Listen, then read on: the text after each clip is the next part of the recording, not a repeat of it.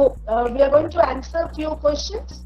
Still, if you have a few more, you can write down in the chat box, and Mr. Lalit is going to reply to those questions. Yeah. So our question number 1 is, what should be the incentive to a willing teacher to make her transaction meaningfully inclusive?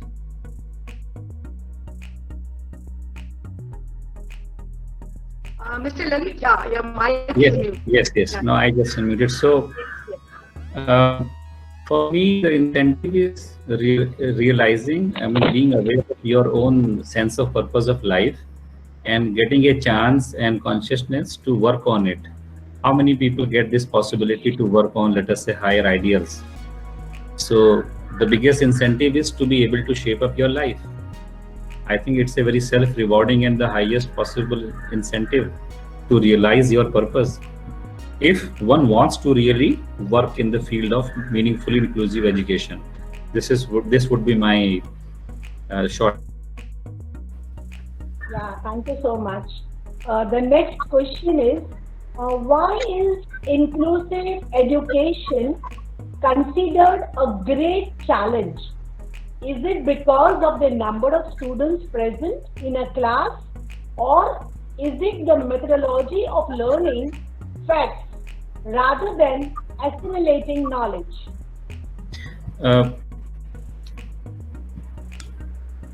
I will just share what comes to my mind. I'm not sure if I can respond to this in a very satisfying manner, but the point I'm trying to make or communicate here also via my presentation is, it is equally about ecosystem. It is like this, for example, when we say our children, let us say I'm a parent, and one of the good quality we all parents would like to have in their children is to be honest and truthful. We all know and agree the precondition for the children to be truthful and honest would be what? That parents are themselves truthful and honest. That is the only way to ensure that children will catch that as a habit, as a pattern, as a practice ground. So if we apply the same principle, if we take that very simple basic approach, it is that what is required in any setup, an environment, a community, a sense of group together, which can create that kind of lived experience. I think that gives the children, the youth, they are looking for some kind of sense of relation, role model they can relate to. So to create that kind of ability, I think that is key. So generally, most of us, we get, I would say, troubled, bogged down by the vision of, let us say, financial vision, or we narrow our goals in a very, what I would call, inappropriate and less healthier way. So if we keep our goals wider, bigger, we work towards them, we might have to work with more, but I think that path is quite rewarding, because we all have a feeling and imagination of a safer, better world. But how will it become safer and better if our own children and the society youth, they are not getting a chance to make themselves better? So, and that will honestly, I'm convinced it has to be inclusive and total life skills all put together, which one has to learn, and not only a subject, thematic, vocational knowledge. So to work on that is key. And anything you bring together, so anything inclusive, integrating is challenging because it demands much more attention and ability to harmonize it. Anything to bring together will be challenging, but very rewarding in the long run. True. Completely, I agree. Next question is, how can teachers strengthen their mental health, cope with the lockdown, and build resilience? One of the best thing this whole lockdown thing has done, it has created actually a very, now things might have changed because the schools have opened, people got busy and the wheel started moving, but it gave many people, including people like me and many others, a very good pause, very good silence space to reflect, to find out how do you like to develop, how would you like to engage with your skill and possibilities. So this question particularly, which is asked for the mental health cope with the lockdown and the, let us say, some kind of stress, it is about, you can handle all of this with your central, I would say, core alignment. If you're aligned with yourself, most of these things, you will have the ability and the health to deal with them in your stride, uh, in your way. So you don't have to go too much out of the way to handle anything, because that will be a way of life for you. So if we have already that inclusivity, for example, like again, a person is honest, so honesty dictates all the outcomes, the value systems, many out negotiations, anything. So if we just follow or develop, if we have not developed, we want to develop our value systems more holistically, truthfully, courageously. I think that develops the core, the root of the tree trunk and the whole system, ecosystem. This is what I would suggest.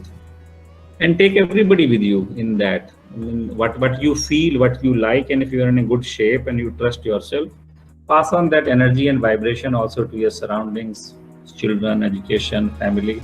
I think that would be a good thing to do. Yeah, thank you. Thank you so much. Yes, any other questions? I see 3 questions here, but if Yeah. people want to ask more Yeah. questions, Uh-huh. feel free. I think people can uh, come on the cameras. I'll be also happy to see people's faces. Yes, yes. Audience, you can unmute your mic and And even you people, can ask, yeah, you can ask questions. yeah, maybe they can just write their name in terms of who wants to go next. So there is an order maintained. That's all. Yes. Otherwise, feel Yeah. free to ask. I'm happy to have this opportunity to interact with you all. Yeah. Yeah. So yeah, Lalit, good evening. Good evening all. My name is Alka. And I just joined a bit late. I'll catch it up in the video recording though. But whatever I listened to was really worth. I hope I had attended it from the start. I would like to know more from, if you can share with me, how the teachers, from the point number 3, how can teachers strengthen their mental health, cope with the lockdown, and build resilience? Now, we cannot talk of teachers, keeping them in one basket. There are some teachers who are coming from better backgrounds, or rather, I would put it in that way, that who are catering to well-off students. There are some teachers who are catering to kind of mid-level students who are still better. But from where I come from is there are my teachers who are catering to the underprivileged students. So whose first, whose parents' first area of worry is कि मुझे शाम को क्या खाने को मिलेगा, मेरा job नहीं है, where do I get that mobile phone from, so ये टाइम पे बच्चे का 1 साल गया, not a problem, 10वीं भी है, not a problem, पहले मुझे रोजी रोटी का देखने दो. Correct. Correct. So correct. Now in that scenario, how can a teacher still strengthen her mental health? It's so difficult. It's easy to write it down here and speak, but it's really very difficult. So I fully agree, and I can relate very well with this. That these are the very ground realities we cannot shy away from. Yeah. What comes to my mind is not that I can give you answer which is a 100% solution oriented, but looking at what I have seen and my common sense is, go back to the principle of harnessing collective community energy, by which I mean, if whatever you have said, I'm just putting it like this, whatever you are saying, if you prepare a small project out of this, you write, you mention, you use social media, this is my feeling. It's not that I am fully aware, but I go by my feeling, my instinct. Yes. If you portray the same thing and define it a bit, it is important to define, because then people relate better to different points.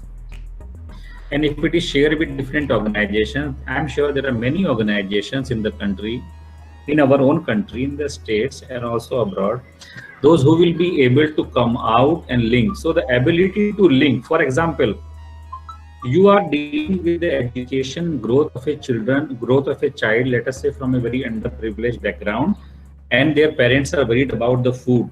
So if a project could be developed around this, okay, it has to be very creatively thought. It is not easy. I don't have a right answer, but if you want to work on this, we can work, we can define. Yeah. But main thing is to work towards, so wherever we are in any issue and a problem, what happens many a times, we have to be more creative, and we should not be shying out to take out the help from the society. Yeah. So there can be different component. For example, there are people One component could be that their parents get some kind of food supply, and there are government schemes. So somebody in the ecosystem. So we all need actually these kind of supporting team. Yeah. Again and again, I come back to the nurturing ecosystem. It is key. It is not about the book, pen, pencil, and that classroom environment. It is not about that. You will find the people, those who will be able to help out, say, some of the parents in some way, maybe for a few days. But typically, one thing leads to another. There may be people, those who might like to donate all the money for their class book, dress. Now the rain is coming, the rain gear. So if you create this kind of a project write-up, the funding, so there are different ways to approach it. So people may be happy rather, this is my feeling, to support. I mean, to support this kind of causes, because what you are working is a great cause. And I any day have a faith in human ability to empathize and lend a hand. Yeah. So main thing is to develop the skill, to connect to the right people, those who can kind of make some project proposal, use social media. As compared to previous time, we are in a, okay, sometime it gets too much and polluted, but we are in a way, in a very powerful possibility. If somebody has a good idea, one knows how to articulate well and take help from people, you can reach out, and in the you will receive, I think, quite overwhelming response. This is what I would imagine and hope for. This is what comes to my mind right now. Sure. So we have started one drive where we are asking people to donate their second-hand mobile phones which are lying at home, you know. Yeah, so that's absolutely. what we have done. And then we have tied up with some organization like Pratham, and 6-7 people we have come together, and little bit of food support we have given. And I'm saying that's a dot in the whole thing, but I agree. we just tried to do that. But yes, thank you for going through this whole thing. But yeah, this will help. If it goes to the social media and all that part I had not thought about. No, you must do that. And I mean, I feel social media is 80% is utilized for not so healthy purposes. All those things get dominated. Yes. And these are the right cause, because you are trying to reach out. Yeah. You are genuinely trying to reach out. That is the platform to reach out. Right. So the people like you must come forward and to claim some kind of, let us say, healthy space. Otherwise, unhealthy stuff is always there. Yeah. True. All the best. Thank you so much. Yeah. Yeah. Thank you, Mr. Lalit. Yeah. Any other question? Earlier by Suparna, what is inclusive education according to you? I think I tried to answer via my presentation. Yes. This is what I would say. There's one more by Madhvi. How does one incorporate Auroville in our daily urban lives? So again, Auroville is a mix of what I call both the spirit. It is a spirit of Auroville. It is a value system, which is, these are soft. And then there is a hardware part, which is equally important, the practices. I have come across many people in normal cities, those who are doing wonderful, amazing work.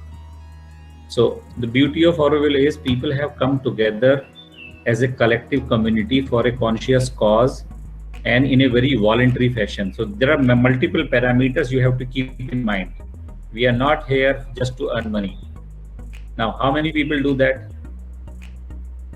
So one has to see multiple parameters, how they come together to create an energy powerhouse like this. So there are multiple factors, and then this value system and our guiding light, which is a charter, the spiritual vision of Mother and Sri Aurobindo, our each person's relationship with them, or our interpretation, and mix of these things. So there are many things, but following whatever faith, belief system, value system you follow, you must take up some activity to be engaged. Don't remain in the mental plane. Engage, because you are dealing with everything. You are dealing with waste, mobility, traffic issues, parking, public social space, socialization, water issues. Pick up anything which is appropriate. Try to organize it around some people, community, society, housing, neighborhood, because this is what I try to do it also in my workshop. I just gave people an option, just showed them a new perspective that you should be familiar with your surroundings. Otherwise, what is education doing? It is teaching them some basic skills. You call them read, writing, or maybe something better, but they are still seeking engagement mentally somewhere else, as if I am supposed to be educated and one fine day I must be going to US or somewhere, because we have not been able to create an engaging narrative. We are not engaging people. We are not creating the possibility of engagement. So of course, so there is a by default system which has created. It is by design. So if the quality of engagement, and I think that will come with the participation in activities, so your conscious action on the ground, I'm sure all youth students, they are waiting and they would love it. So if we create those options for them, I think that will help bring the change.